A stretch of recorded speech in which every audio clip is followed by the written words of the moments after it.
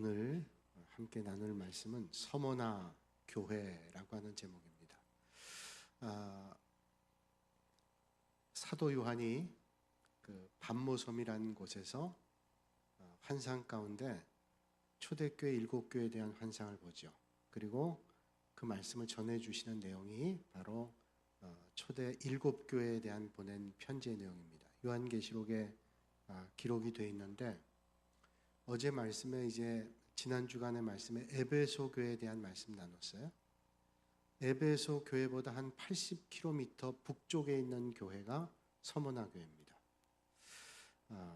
그냥 머릿속에 한번 여러분 상상을 해서 그림을 한번 그려보시면 좋겠어요. 지중해라고 하는 바다를 중심으로 해서 북쪽에는 터키라는 나라가 있고, 그 터키의 왼쪽으로는 그리스라고 하는 나라가 있고, 그리스라고 하는 나라 왼쪽에는 이탈리아라고 하는 나라가 있습니다.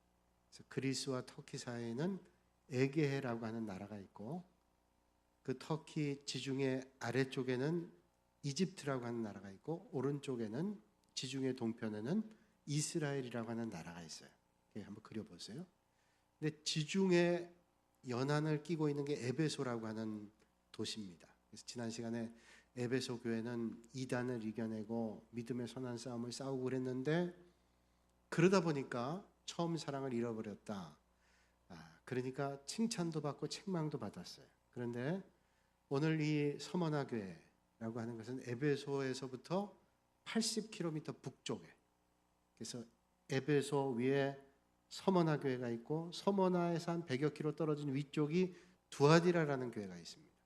그 두아디라에서 왼쪽으로 조금 가서 아래쪽, 그러니까 여러분들이 볼 땐 동남쪽에 해당되는 곳에 두아디라 교회가 있고, 그 옆쪽에는 사대, 그 옆엔 빌라델비아, 그 옆엔 라오디게아 교회가 이렇게 있습니다. 7교회가 그렇게 포진해 있다는 말이죠. 오늘은 서머나 교회라고 하는 것입니다. 이 서머나 교회도 에베소 교회와 마찬가지로 항구 도시로 부요한 도시였습니다. 예전에도 부요했지만 지금도 부유하고 중요한 도시입니다. 지난 시간에 함께 나눴던 에베소라고 하는 지역은 예전에는 아주 큰 도시였습니다. 근데 지금은 흔적만 남아있어요. 그래서 에베소라는 도시에서 주로 먹고 사는 것은 관광객들의 수입이에요.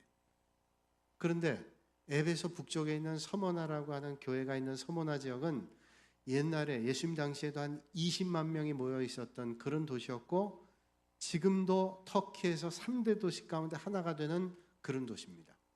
터키의 수도인 앙카라라고 하는 도시가 있고, 또 고대 쪽부터 유명했던 도시였던 이스탄불이라는 도시가 있고, 그리고 세 번째 도시라 그러면 바로 서머나입니다. 근데 서머나란 이름이 이젠 바뀌어서 현대 이름으로는 이즈미르라고 하는 이름으로 불려지게 돼요. 그래서 현재 가서 서머나 그러면 잘 모르죠. 이즈미르라고 하는 도시로 바뀌었습니다. 이름이 바뀐 거죠. 지금도 경제라든지 무역이라든지 상권들은 세 번째 가는 규모 면에서 그런 큰 도시가 됩니다. 이 서머나라고 하는 이즈미르라고 하는 도시의 이름에 미르라고 하는 말은 향료를 의미합니다. 향료.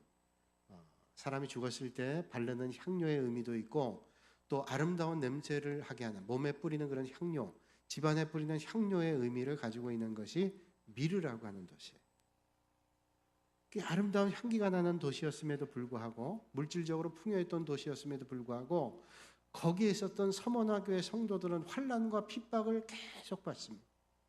도시는 풍요하고 많은 여유가 있는 도시였음에도 불구하고 믿음의 사람들은 핍박과 고난을 받았단 말이죠. 그러나 그 핍박과 고난 가운데도 그 고난을 믿음으로 이겨내면서 마치 미르와 같이 향기를 뿜어내는 성도들이 거기에 많았습니다.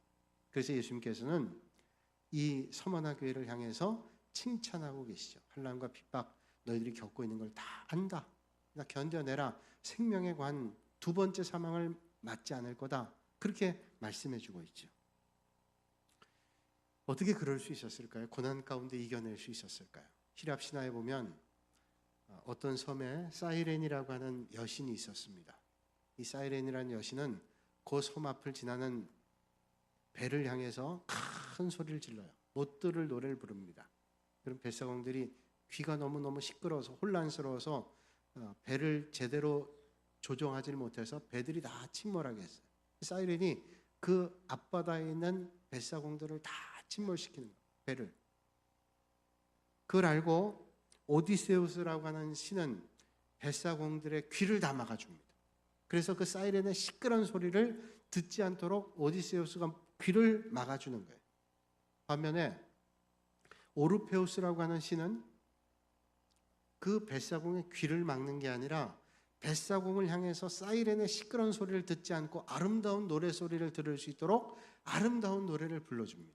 이 사람들이 시끄러운 소리를 듣지 않고 아름다운 오르페우스의 소리를 듣고 그 섬을 다 무사하게 건너갔다. 이게 히랍 신화에 나오는 이야기예요.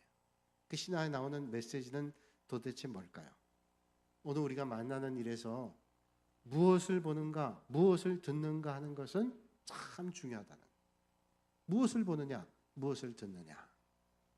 여러분, 오늘 우리가 만나는 모든 사건 가운데 그것이 즐거운 일이든 고통스러운 일이든 흥겨운 일이든 감사한 일이든 그 일 가운데 여러분들이 과연 무엇을 보느냐, 무엇을 듣느냐가 여러분의 인생에 어떤 결과를 맺느냐에 상당한 작용을 한다는 거예요. 저는 이 아침에 서머나 교회를 통해서 주시는 말씀을 들으시고 하나님이 주시는 진리의 보화를 깨달으실 수 있기를 주님의 이름으로 축복합니다.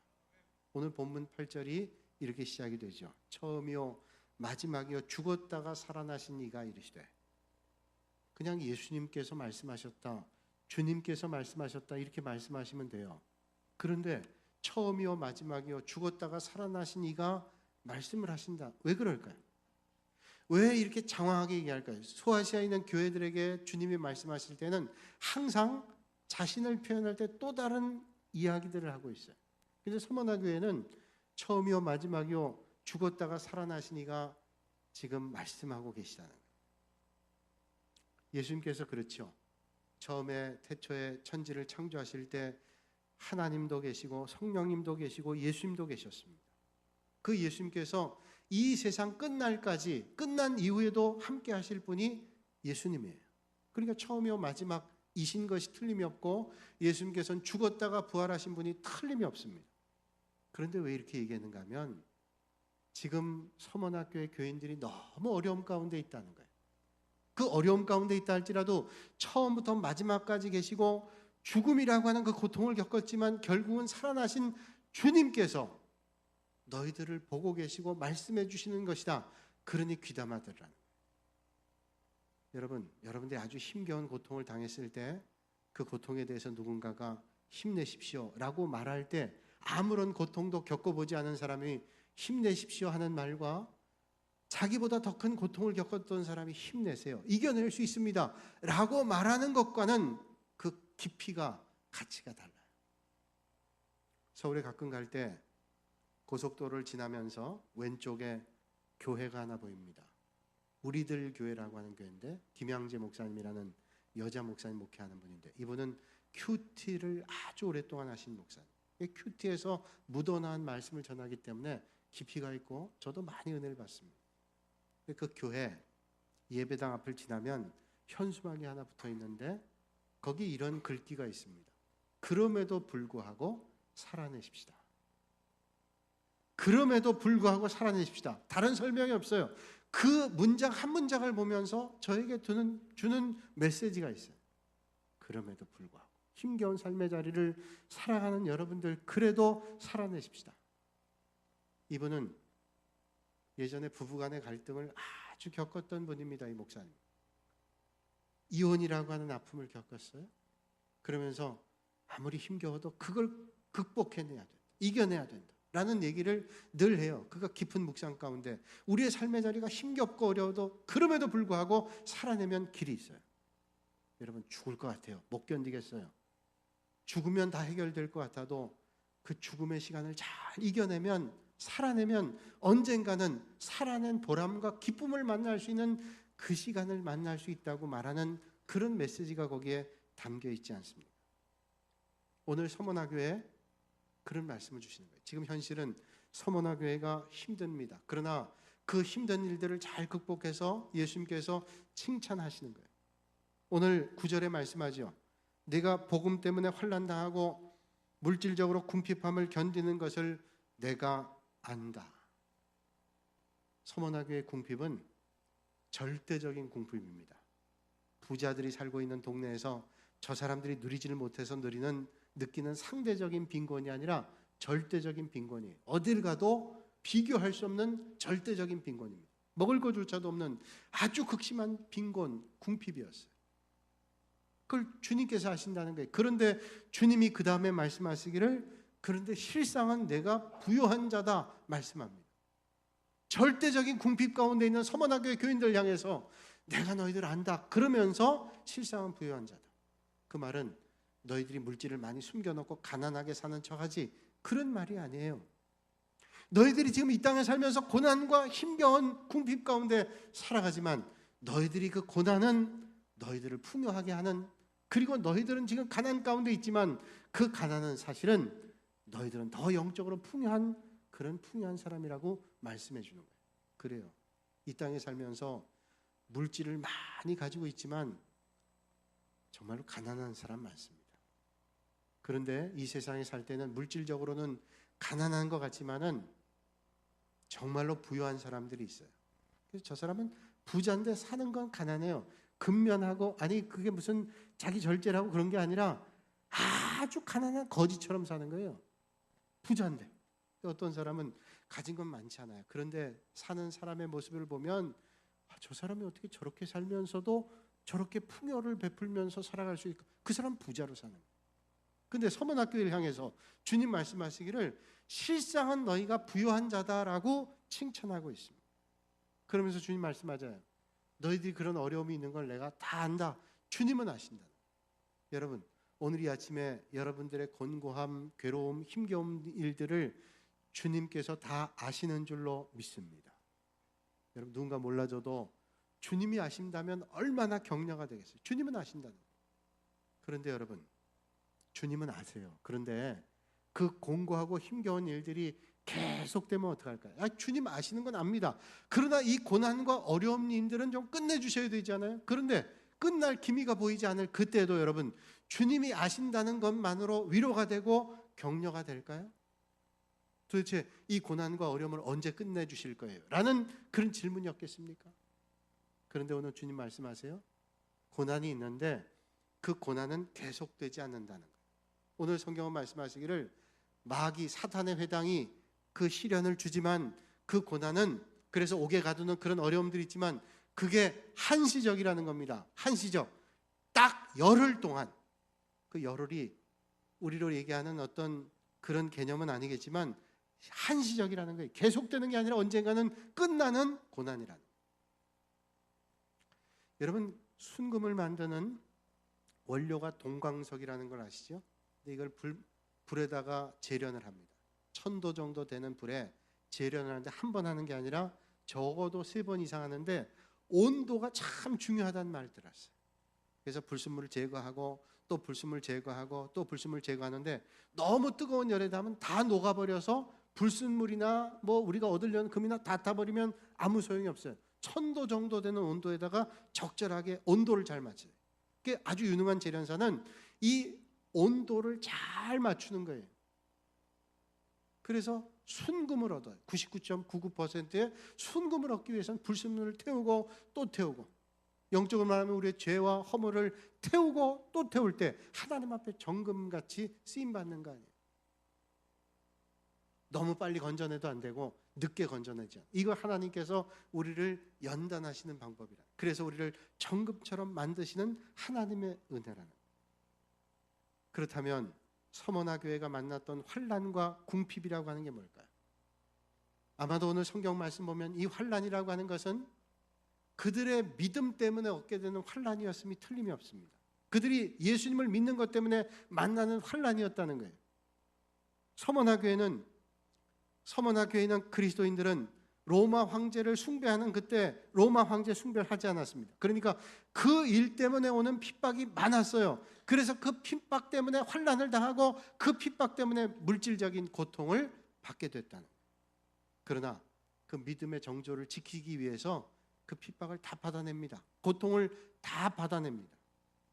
사실 그래요. 우리가 믿음의 길을 걸으면서 거룩함을 지키기 위해서, 신앙의 정절을 지키기 위해서 고난받을 때 있어요. 그냥 세상 사람처럼 흘러 살면 세상 사람들에게 당하지 않을 고난들이, 믿기 때문에 당하는 고난들이 있습니다.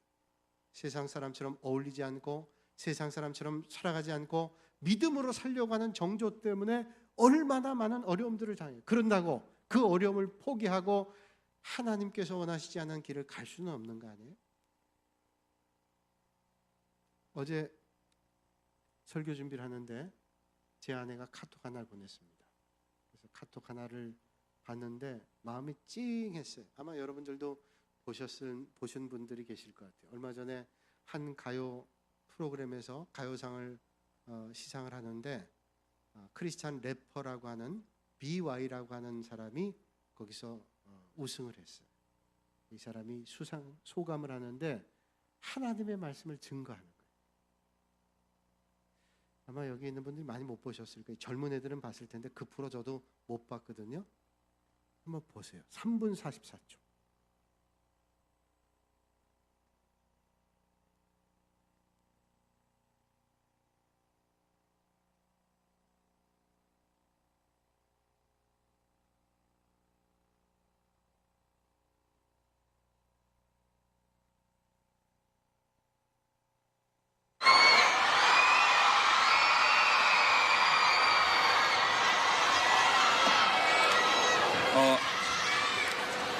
오늘은 안녕하세요. 오늘은 제가 지금 그 시상 올해 이제 2016년도에 이제 감사하게도 상들을 몇 개 받았었는데 그때 매 상을 받을 때마다 너무 신나가지고 제가 그 저번에 멜론 그때는 엑소분들 이렇게 비추셔가지고 그래 막 제가 엑소분들 막 비추지 말라고 막 그랬었거든요. 왜냐면은 저만 비추기를 원해가지고 그랬었는데 그리고 또 마마 때도 상을 받아서 그때도 또 되게 신나서 또 제 친구 CJM과 또 신나는 마음으로 또 그때도 받았었는데 오늘은 좀 뭔가 되게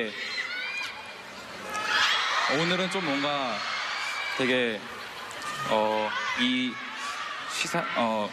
가온 차트 시상식을 되게 다른 마음가짐으로 뭔가 이렇게 들뜬 마음보다는 되게 차분한 마음가짐으로 좀 기다려왔거든요. 그래서 제가 준비해왔다기보다는 제가 어릴 적부터 이 음악을 하고 싶다는 꿈을 가지고 어릴 때부터 꿈꿨던 게 있었어요. 어릴 적부터 꿈꿨던 게 있었는데 그거를 오늘 저는 해보려고 하거든요. 그래서 그거를 하고 오늘 꿈을 하나 여기서 이루고 내려갈 거예요, 저는. 그래서 그게 뭐냐면은 시상식에서 저는 제가 진리라고 믿고 있는 그 하나님의 말씀을 저는 여기서 말하고 싶었거든요. 많은 분들이 제가 하는 음악과 제 신념을 되게 많이 비웃고 그러는데 저는 이게 저는 멋이라고 생각하기 때문에 저는 이거를 오늘 한번 말하고 내려가려고 합니다. 태초에 태초에 말씀이 계시니라. 이 말씀은 하나님과 함께 계셨으니 이 말씀은 곧 하나님이시니라. 만물이 그로 말미암아 지은 바 되었으니 지은 것이 하나도 그가 없이는 된 것이 없느니라. 이 말씀이 저에겐 굉장히 큰 감동이어서 저는 사장님도 없어요. 저는 사장님도 없고 그래서 지금 이 자리에서 감사드릴 분은 하나님뿐이고 진짜 진심으로 저는 하나님의 역사 가운데 들어오게 해주셔서 너무 감사드리고 이 상 주신 분들에게 너무 감사드리고 오늘 여기 와주신 분들에게 너무 감사드립니다. 감사합니다. BYC 다시 한번 축하드리고요. 여러분들은 이 영상 보고 어떻게 생각하세요? 저는 이걸 보고 제 아내에게 답장을 했습니다. 멋지네. 그랬더니 바로 연락이 왔어요. 그러게. 그런데 이 내용을 기사로 인터넷에 올렸던 국민일보의 기자가 그런 글을 썼습니다. 이 내용을 이런 시상식에서 소감을 얘기한 비와에게 격려하는 사람이 많아요. 야, 역시 너희들 믿음도 멋지다. 그런데 크리스찬 가운데 상당한 또 다른 사람들이 야, 신앙 간증은 교회에서나 해라. 왜 거기 와서 해? 크리스찬인데도 불구하고. 이런 비와이라는 사람이 생각이 없었겠어요, 그 젊은이가? 자기가 그런 얘기를 했을 때 그것 때문에 얻게 될 많은 불이익들 생각하고 믿지 않는 사람들의 비난을 생각하지 않았겠어요? 그러나 그 노래하는 목적이 어디 있어요? 자기 인생을 바꿔준 하나님을 높이는 데 있단 말이에요. 여러분, 우리가 이 땅에 살면서 여러분들이 사는 목적이 뭘까요? 나는 예수 믿어서 부자가 돼야지. 말은 안 해도 내가 예수 믿어서 유명한 사람 돼야지. 그러면 주님께서 우리에게 인생의 주인이세요? 주인공이 나를 위해서 주님이 나를 그냥 뒷바라져 해주는 거예요. 그게 아니죠.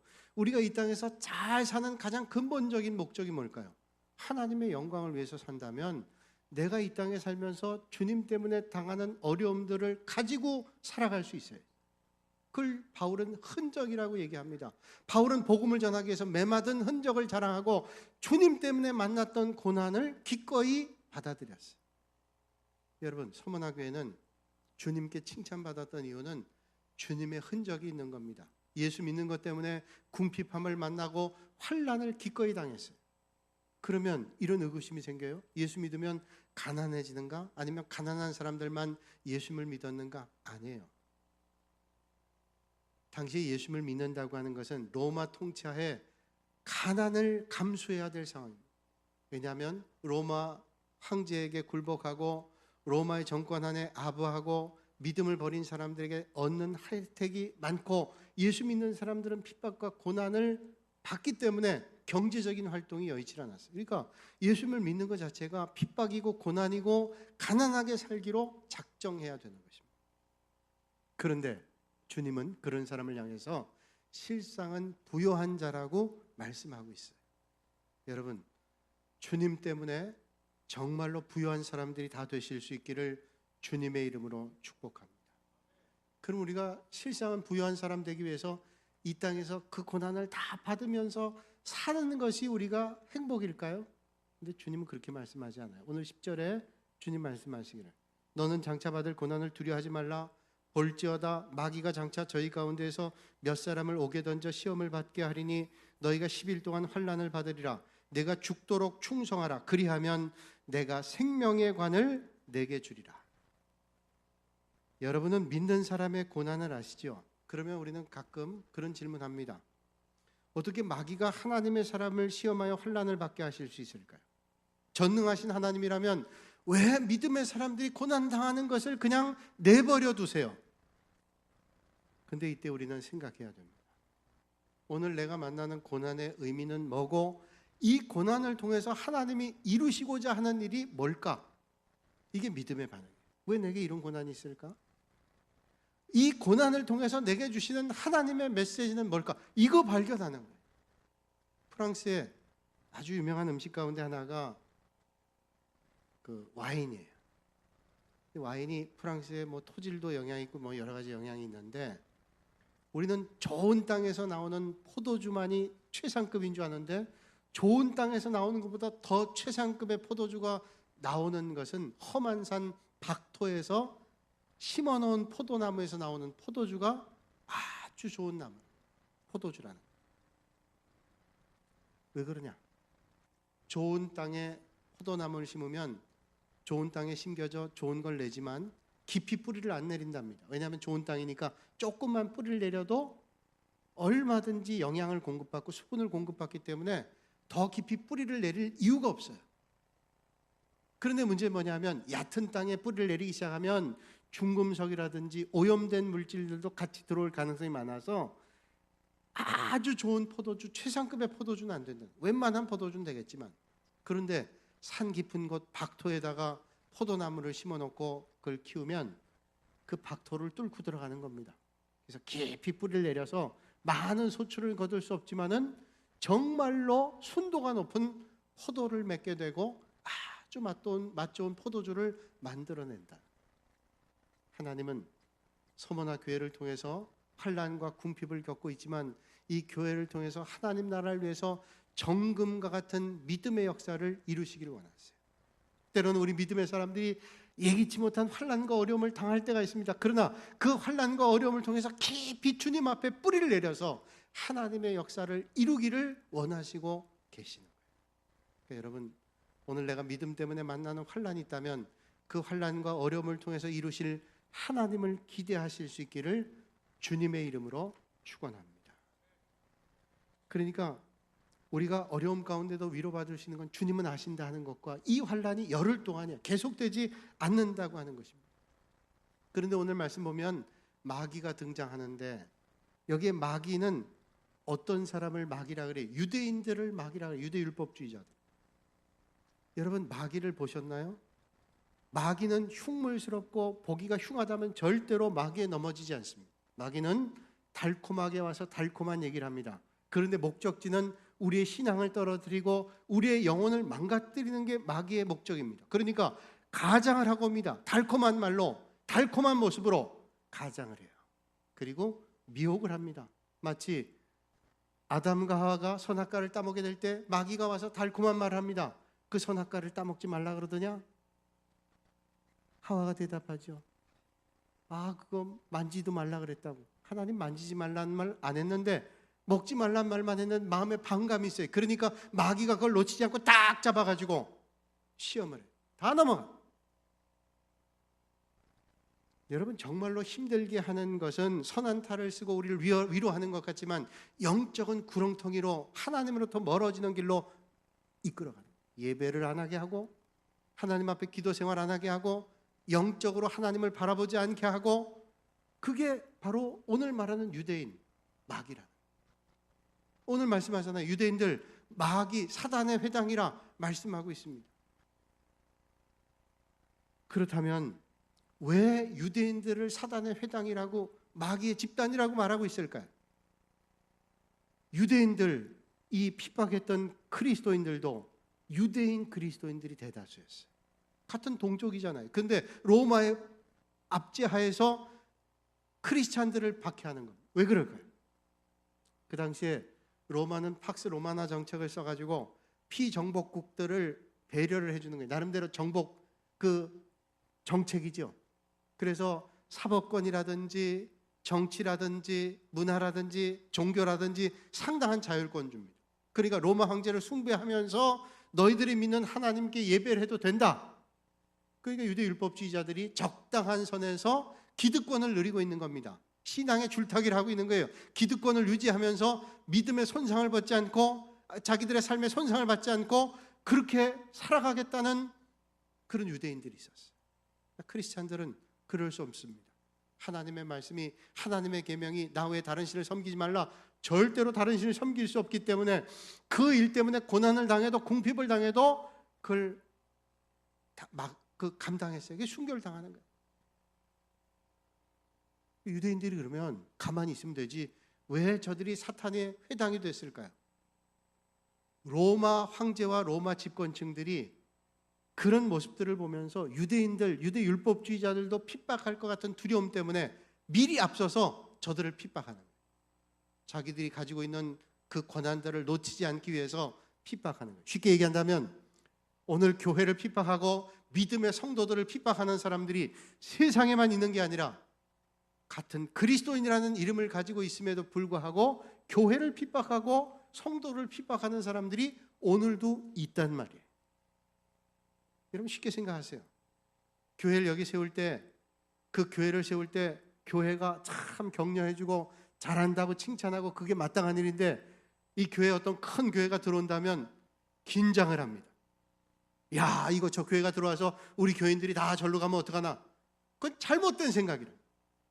그런데 오늘 이 땅에 그런 생각을 가지고 있는 사람들이 있다면 그건 믿음인 것 같지만 사실은 유대인에게 얘기하는 사단의 회당일 수도 있다는 거예요. 교회가 잘 되는데 왜 교회가 원망을 해요? 어떤 목회자가 목회를 잘하는데 그럼 같은 목사로서 칭찬하고 격려해 줘야 되는데 그걸 막는다면 그건 잘못된 일이죠. 주변에 술집이 들어오고 영적으로 방해가 되는 일들이 들어올 땐 아무 소리 안 하고 있는데 예배당이 들어오는데 방해를 해요? 그거는 잘못된 거예요. 바로 유대 율법주의자들이 크리스찬들에게 그 일을 했기 때문에 사실은 핍박과 고난과 궁핍함이 계속됐다는. 여러분, 하나님의 이름과 영광보다 내가 누릴 걸 더 생각하면 그렇게 살아갈 수 있어요. 여러분도 오늘 이 땅에 살면서도 하나님의 영광과 하나님의 이름보다 내가 누릴 권세와 내가 이룰 어떤 것들을 목적으로 삼는다면 그런 잘못된 믿음의 길을 얼마든지 걸어갈 수 있다는 사실. 서머나 교회가 이런 어려움 겪었어요. 그들이 누리려는 기득권 때문에 믿음의 길을 걷는 믿음의 사람들이 핍박과 어려움을 당했어요. 그런데 주님은 아신다는 거 아니에요. 그리고 너희들이 만나는 고난은 열흘 뿐이라고 주님을 말씀하잖아요. 그러면서 죽도록 충성하라. 그러면 생명의 관을 얻겠다. 여러분, 죽도록 충성하라는 말은 뭐예요? 끝까지 충성하라는 거예요. 세상에는 잠깐 동안 충성하는 사람은 있습니다.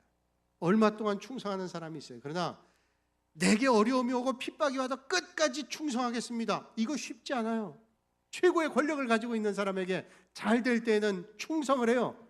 그런데 그 권력이 무너지기 시작하면 충성하지 않는 사람들이 많아지게 돼요. 하나님에게도 마찬가지입니다.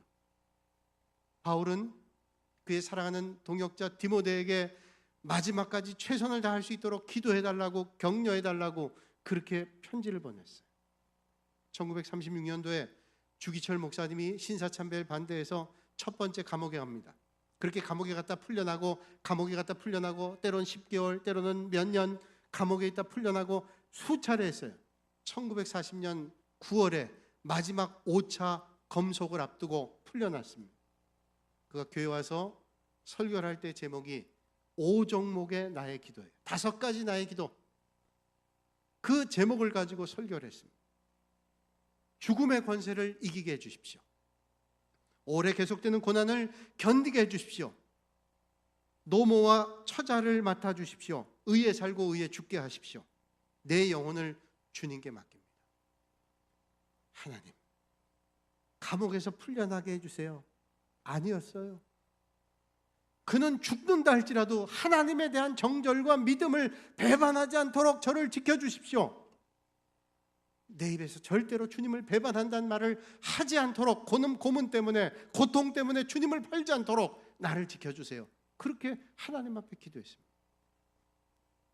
그를 의지했던 오종모 사모가 감옥에 면회를 가서 헤어지면서 이런 말을 했답니다. 목사님, 감옥에서 죽으세요. 여러분, 어떤 분이 여러분들에게 와서 그냥 감옥에서 죽어요. 섭섭할 거예요. 그것도 사랑하는 아내가 와서 감옥에서 그 말은 뭔지 알아요? 배반하지 말고 믿음의 정절을 잃지 말고 죽어도 감옥에서 죽으세요.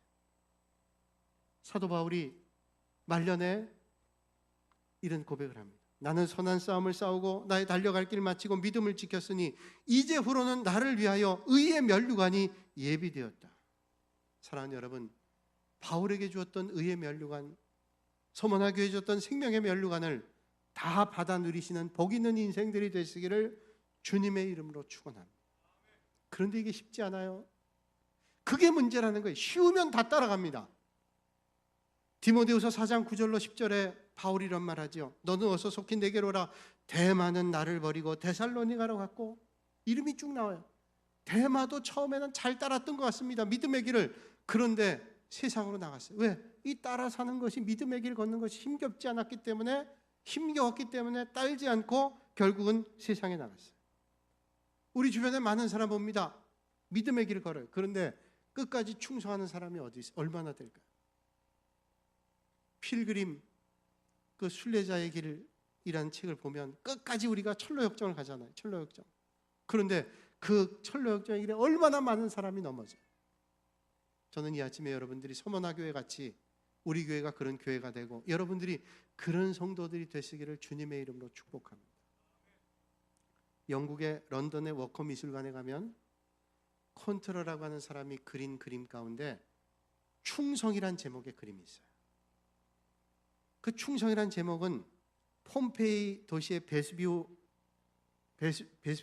그 화산이 폭발되면서, 그 앞에 있는 화산이 폭발되면서 그 다 죽어가는 그 현장에도 끝까지 그 죽음을 맞이하면서도 보초를 서고 있던 보초병의 그 흔적이 1768년에 발견이 됐어요. 지금도 그 폼페이에 가면 그 화석이 된 것들이 다 있는데 더 귀한 것들은 박물관의 깊은 곳에 보관해두고 아직도 정리가 안 된 것들은 전시해 놨습니다. 거기 보면 뭐 개와 함께 가던 사람, 누워있던 사람, 뭐 뭔가를 보고 있다 죽은 사람, 그게 다 굳어서 화석이 돼 있어요. 근데 1768년에 한 보초가 창을 들고 성문을 지키고 있는 게 그대로 화석으로 된 거예요. 그걸 상상해서 콘트라라고 하는 사람이 충성이라는 그림을 그렸어요. 내용은 모르지만 이 사람은 화산재가 떨어지는 그 순간에도 성을 지키기 위해서 끝까지 지키고 있었다. 죽음의 순간까지도 창을 들고 지키고 있었다. 충성은 시간 지나봐야 알아요. 잠깐 시간 모릅니다. 그러나 그게 영원히 되지 않아요. 잠깐 동안 견뎌내면 하나님이 주시는 생명의 관과 둘째 사망의 해를 이기는 축복을 얻게 된다는 거예요. 이 서머나 교회는 위대한 순교자였던 폴리캅이라는 순교자가 나왔습니다. 로마 황제가 그를 핍박합니다. 잡아가둡니다. 고문을 하면서 시저에게 충성해라고 명령을 해요. 근데 폴리캅은 거절을 해요. 그의 나이 86세 때 이런 고백합니다. 내 평생 동안 주님께서 나를 배반하지 않았는데 내가 어떻게 주님을 배반합니까? 그리고 화형을 받아들입니다. 나는 그냥 화형 당하겠다고. 불구덩이에 매어달려요. 그런데 그 불길이 폴리캅에 가지 않는 거예요. 자꾸 바람이 거꾸로 와서 폴리캅에 가지 않아요. 그러니까 또 장작대 밀대 가지고 폴리캅에게 불을 가게 자꾸 하는 겁니다.